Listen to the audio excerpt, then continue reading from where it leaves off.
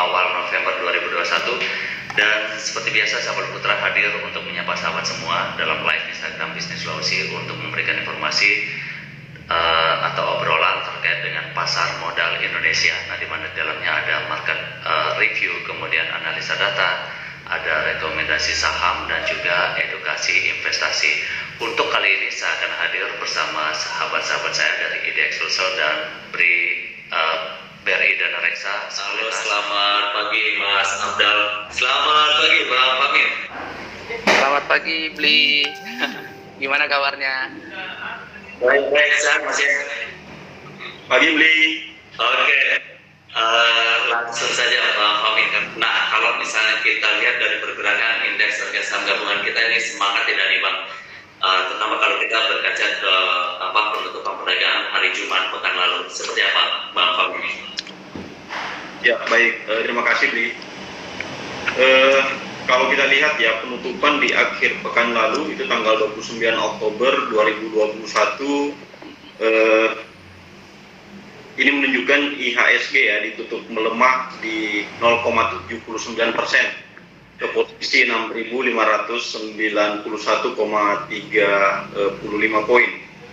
Dari penutupan pekan sebelumnya itu di level 6.643,74 poin.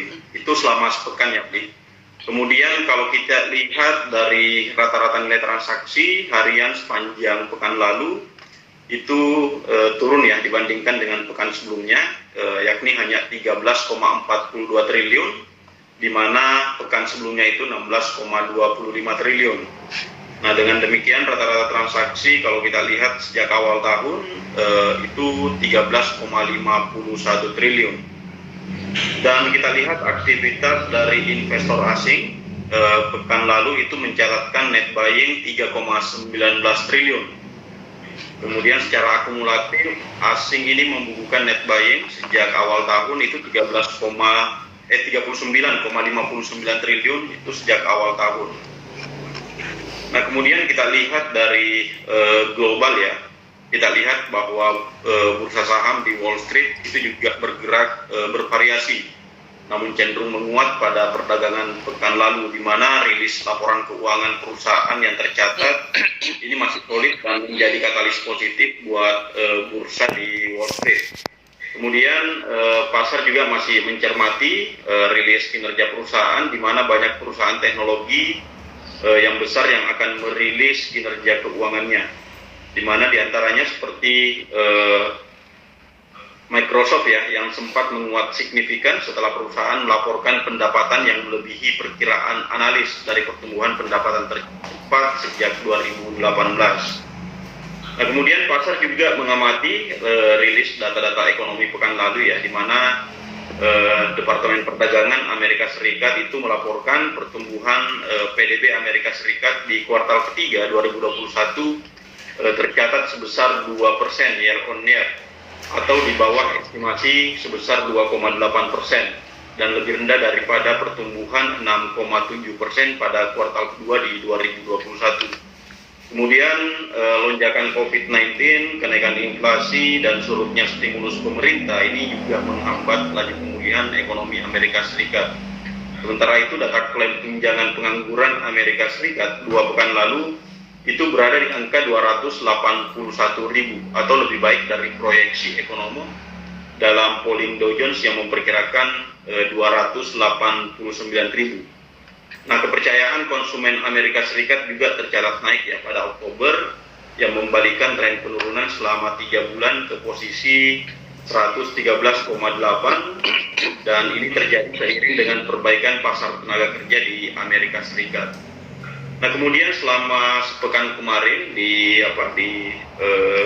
domestik ya ada beberapa informasi ekonomi penting ya yang bisa kita terus cermati juga. Di antaranya pemerintah memproyeksikan perekonomian Indonesia pada kuartal ketiga 2021 ini tumbuh 4,3%. Meski demikian kinerja ekonomi dari aktivitas ekonomi ya serta ekspor mampu tumbuh lebih tinggi. Kemudian defisit APBN mencapai 452 triliun pada September 2021 atau 2,74% dari PDB. Kemudian ada beberapa informasi juga dari Kementerian Keuangan mengenai 4 resiko global yang berdampak pada perekonomian Indonesia. Salah satunya adalah isu perekonomian Amerika Serikat serta pengurangan penambahan likuiditas atau yang biasa kita kenal dengan tapering off, dan kenaikan suku bunga Fed Fund Rate. Kemudian BI memproyeksikan ekonomi Indonesia tahun 2022 itu tumbuh 4,6% dan sampai 5,4%. Nah, kemudian beberapa informasi lainnya ya yang bisa kita cermati juga, ini ada dari OJK yang memproyeksikan kredit perbankan itu tumbuh 4-5% pada 2021 ini. Hal ini ditopang oleh pertumbuhan kredit per September 2021 yang mencatatkan perolehan yang positif, yakni tercatat tumbuh 2,21% year on year-nya dan 3,12% year to date-nya. Mungkin demikian beberapa informasi yang bisa mengawali diskusi kita untuk live Instagram kali ini. Selanjutnya saya kembalikan ke Bali. Oke, terima kasih Pak Famin. Sekarang saya bergeser ke Mas Afdal ya. Mas Afdal, kalau misalnya kita lihat data yang disampaikan oleh Bang Famin tadi bahwa dalam sepekan kemarin itu indeks harga saham gabungan kita mengalami pelemahan dari 6.143,74% pada pekan sebelumnya. Pada pekan kemarin ditutup di level 6.391,35% poin. Nah, kalau misalnya kita lihat beberapa sentimen baik secara global maupun dalam negeri seperti yang disampaikan oleh Bang Famin tadi, kira-kira pergerakan indeks harga saham gabungan kita untuk pekan ini seperti apa nih, Mas Abdal? Baik, terima kasih Bli, terima kasih Pak Famin. Jadi selamat pagi teman-teman semua. Tampaknya mungkin pada pekan ini IHSG akan bergerak cenderung sideways ataupun melemah terbatas. Kenapa? Karena ada beberapa kebijakan penting yang memang rilis pada pekan ini, Bli. Jadi salah satu yang paling penting untuk kita Indonesia dan beberapa negara berkembang lainnya, itu yang pertama yang sempat disinggung oleh Mas Famin tadi, yaitu FOMC. Jadi FOMC itu diadakan pada tanggal 2 sampai 3 November atau Federal Open Market Committee, di mana yang dibahas memang mengenai isu tapering dari pemerintah Amerika Serikat. Selain itu juga ada rate decision atau kebijakan suku bunga yang walaupun memang konsensus masih mengatakan tidak bergerak atau tidak berubah atau unchanged, yang menjadi perhatian atau menjadi pusat perhatian itu adalah tapering off-nya. Kenapa? Karena seperti kita ketahui tahun 2013 beberapa tahun lalu itu waktu Amerika Serikat mengadakan tapering off, respon terhadap pasar itu cukup masif atau cukup signifikan. Tapi kalau kita komparasi dengan tahun ini memang tampaknya sedikit berbeda. Kenapa? Karena tahun ini itu kita mencatatkan net buy asing cukup masif. Oleh karena itu kalaupun ada efek tidak terlalu signifikan, dan kalaupun ada efek itu membuat market worst itu bisa dikatakan cukup wajar. Yang penting efeknya tidak terlalu berlebihan. Kenapa? Karena mengingat kalau kita tarik ke belakang atau year to date, kinerja IHSG sejak awal tahun itu sudah menunjukkan kinerja sebesar 9,12%. Ini bisa dikatakan cukup tinggi kalau kita komparasi dengan benchmark kita, BI rate ataupun mungkin bunga obligasi pemerintah ataupun sukuk. Jadi memang prediksi kami untuk pekan ini IHSG akan bergerak sideways ataupun melemah terbatas. Oh ya, satu lagi ada pengumuman yang cukup penting, Bli, saya lupa. Nanti tanggal 5 November atau hari Jumat kita di Indonesia ada pengumuman pertumbuhan ekonomi kuartal 3, di mana memang diprediksi itu pada kisaran 3-5%. Jadi memang kita masih bertumbuh walaupun pertumbuhannya tidak sesignifikan kuartal 2 kemarin yang sebesar 7%. Mungkin itu dari saya, Bli. Artinya apa informasi atau pengumuman itu itu juga menjadi faktor ya yang dapat mempengaruhi pergerakan indeks harga saham gabungan kita, dan itu juga menjadi yang ditunggu-tunggu oleh investor kita, seperti itu, Mas Abdal. Ya, jadi sebenarnya setiap ada kebijakan atau setiap ada stimulus ekonomi, biasanya para investor itu ada berbagai macam karakter atau ada berbagai macam tipe. Tapi umumnya para investor kita di Indonesia itu sudah price in duluan. Istilahnya price in duluan itu sudah mengantisipasi sejak rumor itu berkembang. Jadi contoh misalkan isu tapering off ini kan sudah mencuat beberapa bulan terakhir. Jadi itu yang membuat IHSG kita koreksi mungkin minggu terakhir ini. Nah, kenapa? Karena ada kekhawatiran. Tetapi ketika misalkan nanti tanggal 3 Gubernur The Fed mengumumkan tetap bakal dilaksanakan tapering off pada November ini, investor sudah price in, artinya ini sudah diantisipasi sebelumnya. Jadi mungkin dampak ke pasar itu tidak terlalu berlebihan, kecuali misalkan tapering off-nya jumlahnya cukup banyak, jadi pengurangan stimulusnya itu cukup banyak. Nah, itu mungkin efeknya sangat besar ke pasar gitu, Bli. Oke, Mas Abdal, saya lanjutkan kembali. Tadi Mas Abdal menyebutkan bahwa pekan ini diperkirakan indeks harga saham gabungan kita itu bergerak sideways ya, atau melemah kembali. Kalau kita bicara secara spesifik ini, Mas Abdal, batas support dan resistennya itu kira-kira berada di level berapa ya? Karena seperti sering juga kita perbincangkan, banyak analis yang memprediksi bahwa hingga akhir tahun nanti indeks harga saham gabungan kita itu bisa mencapai di angka 6.700 hingga bahkan ada yang optimis ada di level 7.000 di situ. Nah, kira-kira ya Mas Abdal sendiri untuk pekan ini khususnya seperti apa, Mas Abdal, perlu saya sampaikan? Baik, Bli, terima kasih. Baik, untuk pekan ini kami memprediksi IHSG ada PR yang memang support kuat itu di level psikologi yang Bli di kisaran level 6.500. Dimana kalau kita ketahui level psikologi itu ketika ditembus atau di break ke bawah itu bisa memungkinkan atau mencari support baru, dimana support baru itu berada di kisaran 6.450 sampai 6.430. Tetapi hal ini mungkin bisa terjadi ketika ada sesuatu kejadian atau ada salah satu katalis negatif yang di luar dugaan market. Tetapi kalau memang masih sesuai dengan prediksi pasar, sesi konsensus, mungkin IHSG masih akan bertahan di atas level 6.500. Untuk resisten memang saat ini IHSG berada di level 6.700, di mana memang pada tahun ini tampaknya IHSG belum pernah menyentuh satu kali pun di level tersebut. Pekan kemarin memang IHSG sempat menyentuh highest-nya di level 6.683, tetapi tetap ditutup di level di bawah level tersebut. Jadi untuk pekan ini kami prediksi IHSG bergerak di kisaran 6.500 sampai 6.680. Terima kasih. Oke, Bang Famin, kalau kita berbicara masalah sektor yang tercatat di Bursa Efek Indonesia, kalau kita lihat dari hari Jumat kemarin rata-rata sektor bergerak di zona hijau ya, kalau tidak salah, dengan pergerakan atau pertumbuhan antara 0,16% hingga 1,62%. Nah, seperti apa secara keseluruhan sektor-sektor itu di pekan lalu, Bang Famin? Iya, oke, baik. Jadi kalau untuk IHSG khusus untuk hari Jumat dibandingkan dengan hari sebelumnya itu memang mengalami penguatan gitu, Bli. Jadi yang saya sampaikan tadi itu adalah pelemahan selama sepekan dibandingkan dengan pekan sebelumnya gitu.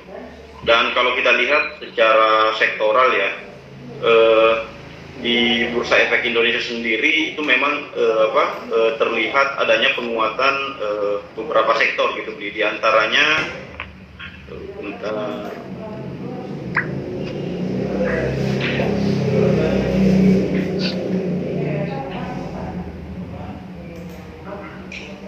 kayak sektor consumer itu, tapi di sini yang data sepekan sih, Bli. Jadi kalau kita lihat data sepekan ya, sektor consumer itu mengalami penguatan 0,09%, kemudian healthcare itu selama sepekan itu menguat 3,75%. Kemudian ada sektor teknologi yang memimpin penguatan selama sepekan itu 4,87%. Sementara untuk beberapa indeks yang lain selama sepekan kita bisa lihat adanya pelemahan gitu, Bli. Seperti sektor energi selama sepekan itu mengalami pelemahan 0,07%. Kemudian sektor industrial itu mengalami pelemahan 0,78%. Kemudian pelemahan tertinggi selama sepekan itu bisa dilihat dari sektor transportasi dan logistik, melemah 1,44% selama sepekan, Bli. Oke. Kalau kita berbicara masalah sektor ini, Mas Afdal, untuk pekan ini seperti apa? Baik, untuk pekan ini tampaknya kami menyarankan untuk wait and see terlebih dahulu untuk saham-saham blue chip yang masuk kategori LQ45. Kenapa? Karena pergerakan ISG itu sangat dipengaruhi oleh pergerakan blue chip. Jadi kalau kami prediksi ISG melemah, efek dominanya terhadap saham-saham blue chip ikut melemah juga. Nah, oleh karena itu kami prediksi pekan ini para investor atau trader bisa memperhatikan saham-saham second liner. Kenapa? Karena biasanya ketika blue chip turun, saham-saham second liner itu yang naik. Kemudian untuk blue chip sendiri sebenarnya masih bisa diakumulasi juga ketika berada pada level supportnya atau kita menggunakan strategi buy on weakness. Jadi ketika blue chip ini koreksi cukup dalam, itu mungkin sudah bisa dicicil untuk beli kembali. Kenapa? Karena harapan atau proyeksi sampai akhir tahun blue chip itu masih akan naik, walaupun memang ada koreksi jangka pendek atau koreksi wajar. Untuk saham-sahamnya mungkin bisa diperhatikan saham-saham seperti Antam untuk karena memang sudah lama konsolidasi. Kemudian BRI Syariah sama polanya seperti Antam juga. Kemudian saham-saham industri kertas, YNKP dan Tekim juga tampaknya cukup menarik karena sudah reversal dari downtrend-nya. Kemudian untuk para investor memang yang masih bukan risk taker atau bukan investor yang tipikal berani mengambil resiko, ada berbagai macam pilihan investasi atau diversifikasi yang bisa dilakukan. Salah satunya mungkin switching ke reksadana pasar uang, di mana memang biasanya kalau kita switching ke instrumen investasi lain itu tanpa biaya. Kalau pasar uang cukup menjanjikan juga returnnya di berbagai macam produk pasar uang, bahkan melebihi benchmark kita suku bunga Indonesia. Itu beli mungkin dari saya. Oke, kalau misalnya seperti yang Mas Afdal sampaikan tadi bahwa untuk direkomendasikan adalah beberapa saham seperti Antam, kemudian BRI Syariah, industri kertas dan sebagainya. Nah, kalau berbicara kita khusus untuk hari ini nih, Mas Afdal, apa yang bisa direkomendasikan untuk para trader atau investor? Baik. Untuk hari ini tampaknya yang saya katakan tadi Antam kenapa menarik karena harga timah dunia itu cukup naik signifikan pada penutupan sebelumnya itu naik plus 3% kalau tidak salah lihat tadi pagi. Kemudian Inco juga bisa diperhatikan kenapa karena Antam dan Inco ini satu industri beli, jadi ketika Antam naik biasanya Inco ikut naik juga. Untuk yang lain itu mungkin bisa diperhatikan saham-saham seperti konstruksi masih bisa diperhatikan seperti PTPP ataupun Wijaya Karya untuk pada perdagangan hari ini karena tampaknya sudah berhasil membentuk swing low setelah turun 3 hari berturut-turut. Mungkin itu beli dari saya untuk pada hari ini. Nah, seperti yang juga disampaikan tadi terkait dengan untuk investasi ini switching ke pasar berbagai produk pasar uang di situ. Nah, kalau misalnya kita seperti Mas Afdal juga sampaikan tadi bahwa ini lumayan tinggi ya yang ditawarkan di sini. Nah, produk-produk seperti apa yang bisa dipilih di situ, Mas Afdal? Baik, terima kasih Bli. Jadi memang untuk investor yang cenderung konservatif biasanya akan menahan uangnya atau menyimpan cash dalam kondisi seperti ini atau dalam kondisi market koreksi ataupun diproyeksi menurun.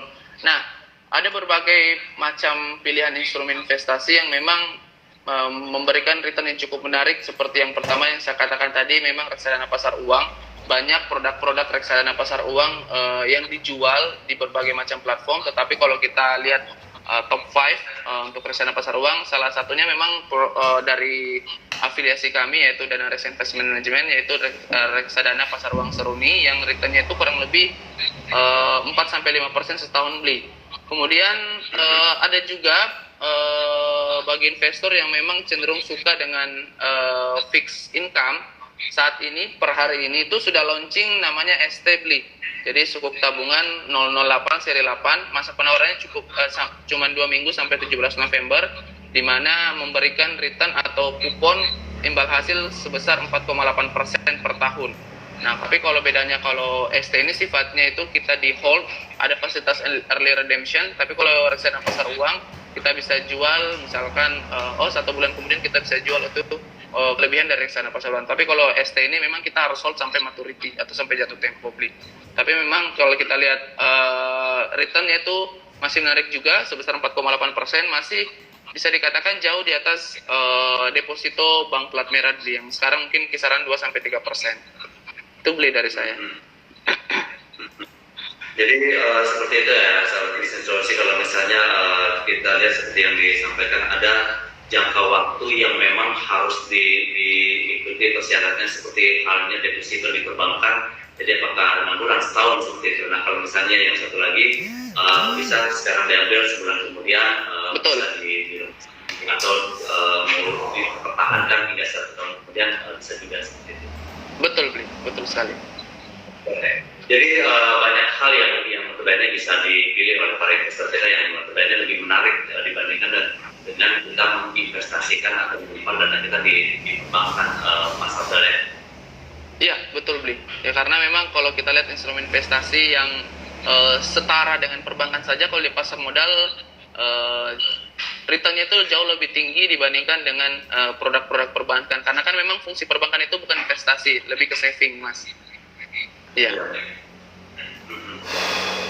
Oke, Bang Fahmi, kita kembali berbicara mengenai agenda ini, Bang Fahmi. Sekarang November, artinya 2 bulan menjelang akhir tahun di 2021. Apa agenda yang sudah dirancang oleh Bursa Efek Indonesia khususnya Provinsi Sulawesi Selatan untuk bagaimana melaksanakan program tersebut untuk meningkatkan atau menumbuhkan jumlah investor di Sulawesi Selatan? Apa yang sudah dirancang atau akan dilaksanakan? Iya, jadi di penghujung 2021 ini ya, kita di Bursa Efek Indonesia, kantor perwakilan Sulsel, ini sudah melakukan beberapa koordinasi dengan stakeholders, khususnya di galeri investasi gitu, di mana di bulan November ini, itu nantinya akan ada kegiatan di Palopo beli.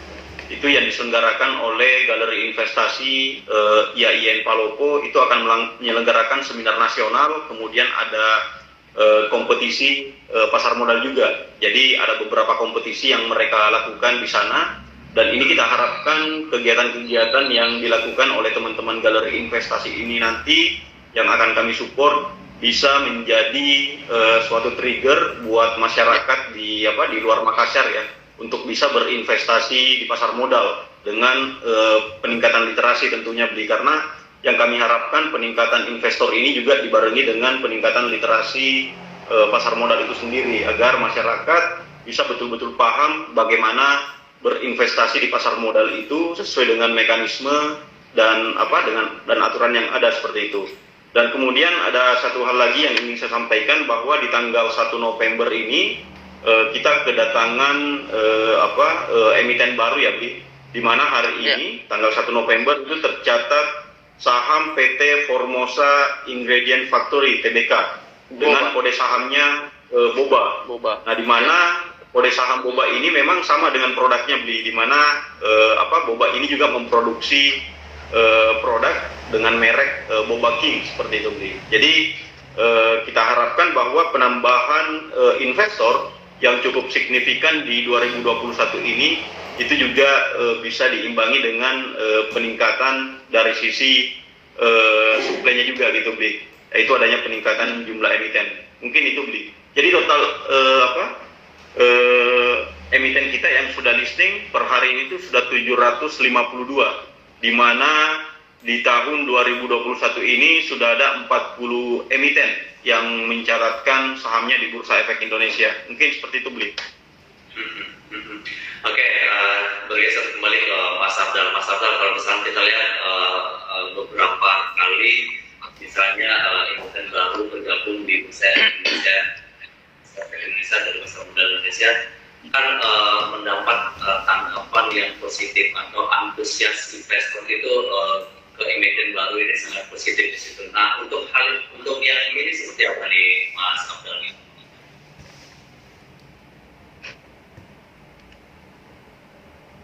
Mas Afdal, sepertinya ada kendala teknis lagi ya. Bang Fahmi, sebelum kita mengakhiri kita, Bang Fahmi katanya jam 10 nanti sudah harus ada event. Jadi, apa yang bisa disampaikan?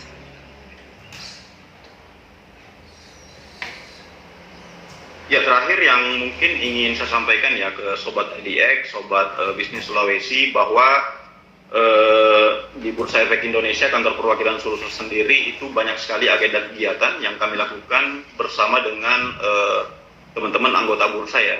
Jadi buat teman-teman yang ingin mengetahui terkait dengan bagaimana mekanisme transaksi di pasar modal Indonesia, bagaimana memulai berinvestasi di pasar modal Indonesia, itu bisa melihat jadwal-jadwal edukasi yang ada di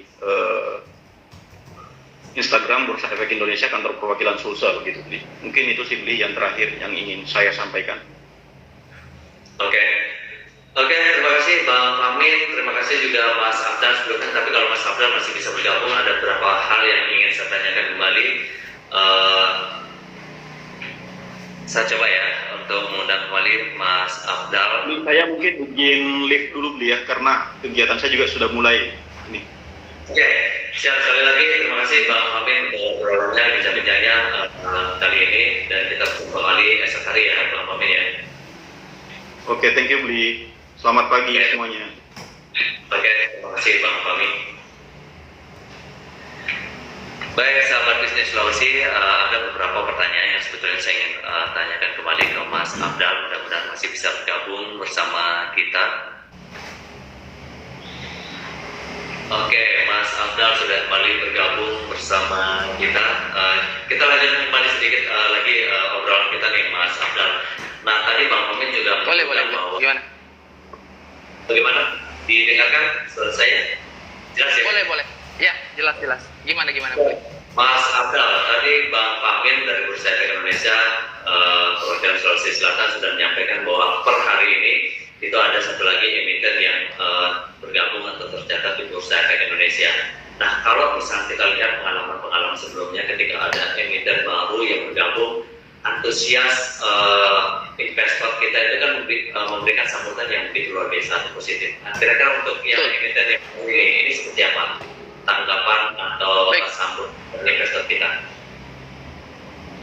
Untuk emiten yang sekarang ini boba itu tampaknya memang kalau nggak salah baca saya kemarin memang emiten ini oversubscribe juga ya, Beli. Jadi ketika salah satu emiten yang IPO kemudian dia oversubscribe itu jumlah pemesanannya itu lebih banyak daripada istilahnya demand-nya lebih banyak daripada supply-nya.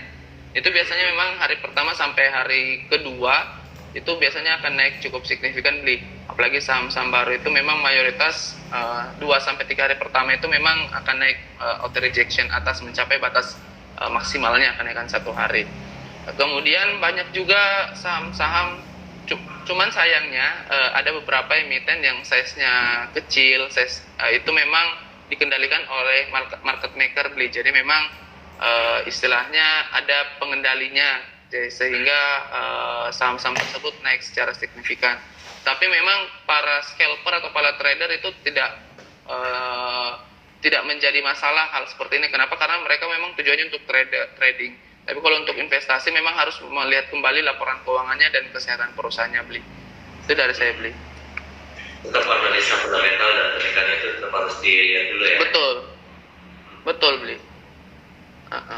Oke, Mas Afdal, kalau misalnya seperti yang saya sampaikan di awal tadi, beberapa belakangan ini kan chip dan mengalami potongan situ ya. ketika saham-saham blue chip dalam pelemahan saham-saham di itu yang mengalami pertumbuhan. Nah, selain yang disarankan untuk saham-saham blue chip yang kalau kita berbicara masalah saham-saham di second liner ini, apa yang bisa dicermati di sini? Baik, untuk saham-saham second liner, beberapa saham menarik itu seperti saham-saham bank digital ya, Bli. Ada banyak saham-saham bank digital mungkin seperti BBKP, Bank Bukopin yang memang walaupun perusahaan ini masih menunggu kejelasan dari reg isunya, tetapi menarik juga untuk diperhatikan kondisi saat ini. Kenapa? Karena koreksinya cukup dalam juga, sudah 4 hari, jadi ada potensi untuk naik. Kemudian saham bank atau Bank Aladin Syariah juga ini cukup menarik. Kenapa? Karena sudah berhasil membentuk swing low, jadi memang secara mayoritas itu saham-saham bank digital biasanya yang akan naik di kondisi blue chip yang lagi turun, Bli. Gitu, Bli. Oke.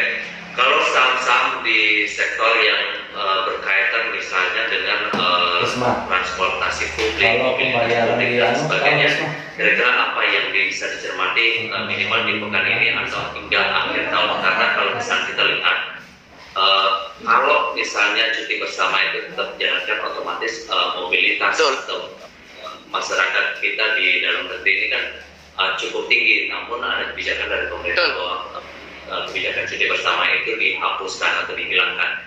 Nah, kira saham yang di sektor itu apa saja yang terpengaruh terkait dengan kebijakan itu, Mas Abdan? Baik, untuk saham-saham transportasi yang menarik yang bisa kita lihat itu sebenarnya saham-saham seperti di industri jalan tol, seperti Jasa Marga. Memang kalau Jasa Marga kan memiliki beberapa konsesi jalan tol di berbagai belahan Indonesia. Kemudian saham-saham seperti Meta juga satu industri dengan Jasa Marga. Kemudian saham-saham infrastruktur lain yang memang biasanya kalau saham konstruksi plat merah seperti PTPP, Wika, Adi dan WSKT itu membuat jalan tol itu mereka memang untuk menjual kembali. Jadi mereka membuat, tunggu ada pembeli pihak swasta ataupun yang lainnya untuk dijual. Beda halnya kalau jasa marga itu memang kan istilahnya source income-nya atau main bisnisnya itu mengharapkan recurring income dari pembayaran tol. Beda kalau konstruksi kan memang dia hanya membangun kemudian dijual ke pihak swasta. Kalau jasa marga kan dia membeli beberapa jalan tol untuk memang mendapatkan recurring income dari pembayaran tolnya. Jadi saham jasa marga tampaknya sangat berpengaruh, Blik, untuk kondisi seperti itu.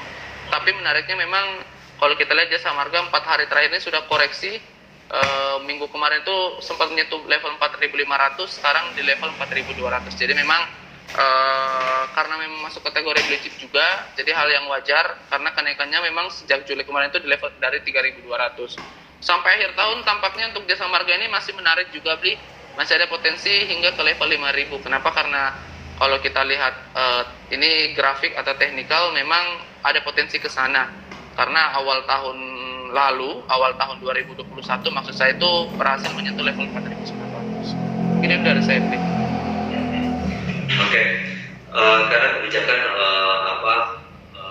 membatasi cuti bersama itu juga agak bertolak belakang ya dengan kebijakan pelonggaran terkait perjalanan yang dilakukan oleh masyarakat, perjalanan darat. Jadi kemungkinan sektor-sektor seperti yang transportasi, infrastruktur tadi juga masih tetap di tahun ini ya. Iya, betul, Bli. Jadi memang biasanya market itu price in duluan. Jadi ketika ada kebijakan seperti itu, kebijakannya kan nanti officialnya nanti pada tanggal 24 Desember. Tapi respon pasar itu sudah dilakukan sejak hari ini. Nanti pada saat 24 Desember itu biasanya pasar tidak akan terjadi apa-apa, bahkan mungkin sebaliknya karena sudah terjadi atau sudah price in beberapa bulan sebelumnya, Bli. Itu, Bli.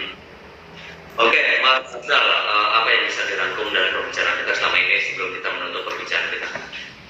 Baik, Bli. Terima kasih. Jadi para investor ataupun trader mengingat market juga sudah mulai sekitar 9 menit. Jadi untuk pekan ini tampaknya harap konservatif saja terlebih dahulu menggunakan dana cash-nya. Kenapa? Karena ada beberapa saham blue chip atau saham-saham lain itu yang akan cenderung koreksi karena beberapa katalis dalam dari luar negeri, khususnya FOMC.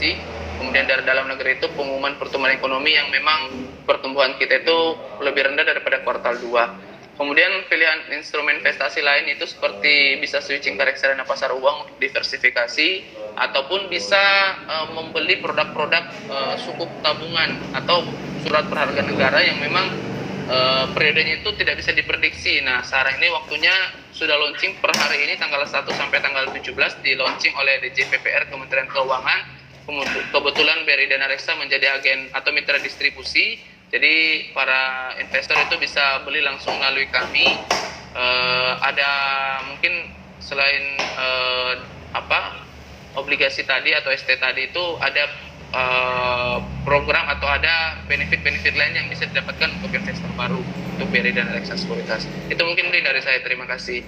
Dari mungkin ada batas minimal, batas maksimal pembelian dengan harga berapa per lembarnya itu seperti apa, Mas Abdal? Baik, untuk sukuk tabungan ini cukup cukup jadi investor retail itu bisa beli juga, memang pembeliannya minimal 1 juta dan berlaku kelipatan beli, karena memang seperti kita ketahui kalau obligasi korporasi itu minimal pembelian 1 miliar beli. Jadi kalau untuk sukuk tabungan ini memang cukup murah atau cukup kecil, itu nilainya sekitar 1 juta dan berlaku kelipatan. Jadi kita bisa beli 1 juta, 2 juta. Kalau kita beli 1.500.000 itu tidak bisa beli, hanya berlaku kelipatan. Kemudian fasilitas yang diberikan itu early redemption, artinya tenornya atau maturity ST ini kan 2 tahun ya beli. Jadi ketika 1 tahun berjalan, tahun depan itu bisa kita jual setengahnya. Itu fasilitas pertama yang bisa kita nikmati untuk ST ini. Kemudian imbal hasilnya itu besarnya 4,8%. Itu gross ya, belum dipotong pajak obligasi. Itu Bu. Oke, terima kasih Mas Abdal obrolannya pagi ini, dan tentunya Terima kasih Bli. instruksi untuk teman-teman dari Dana Reksa Sekuritas juga. Dan mudah-mudahan kita bisa berjumpa kembali di lain kesempatan, karena kita hadir setiap hari di Mas Abdal dari hari Senin sampai dengan hari Jumat pukul 9.30 sampai dengan atau pukul 9 Baik. lebih 20 menit waktu Indonesia Tengah. Sekali lagi terima kasih. Baik. Sampai jumpa. Terima Mas kasih Abdal. Bli. Ya.